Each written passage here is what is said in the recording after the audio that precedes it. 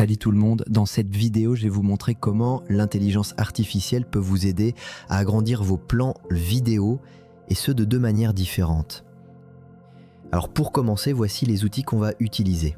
Pour la première méthode, on va passer par Photoshop pour agrandir un plan de notre vidéo. Puis on utilisera After Effects pour faire le tracking de l'image dans la vidéo. Pour la deuxième méthode, on va surtout utiliser Runway avec un petit passage aussi par Photoshop.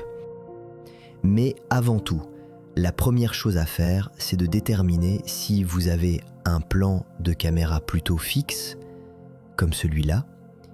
Dans ce cas, vous pouvez utiliser la première ou la deuxième méthode. Ou alors si vous avez un plan en mouvement, comme celui-ci. Là, on se tournera plutôt vers la deuxième option. On commence. Première méthode, Photoshop et After Effects. La première étape, c'est d'ouvrir notre vidéo dans After Effects. L'avantage de cette méthode, par rapport à la suivante, c'est qu'on peut choisir précisément la taille de notre vidéo finale et même décider de quel côté on veut l'agrandir. Ici, je vais rester sur un format classique, 1920 par 1080. Une fois notre composition créée, on importe notre vidéo, on la place comme on veut dans la scène, on pose un marqueur et ensuite on fait une capture de l'image qu'on enverra dans Photoshop pour l'agrandir. Dans Photoshop, on utilise l'IA générative pour élargir notre image. Et ce qui est super, c'est qu'on peut rajouter n'importe quoi où on veut. Par exemple, ici, j'ai modifié un toit parce que le rendu de base me plaisait pas trop. On peut aussi faire des petites retouches manuelles sur les générations, comme ici. Une fois que c'est bon, on enregistre notre image et on la réimporte dans After Effects. Petit point important, pensez à bien cocher style de calque modifiable. Ensuite, dans notre fichier Photoshop, on masque le calque de la vidéo d'origine. Maintenant, on va créer un objet nul sur lequel on va appliquer les mouvements de la vidéo de base. Pour ça, on peut utiliser le tracking intégré à After Effects ou Mocha si vous préférez.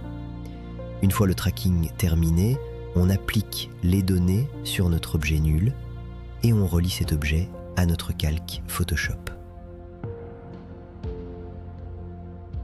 Et voilà le résultat.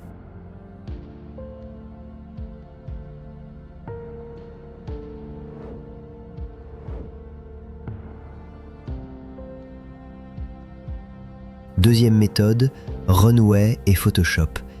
Pour cette méthode, il y a quelques trucs à savoir. Déjà, le format de sortie dépend du format de votre vidéo d'origine. Par exemple, une vidéo verticale va sortir en paysage et une vidéo horizontale sortira en verticale.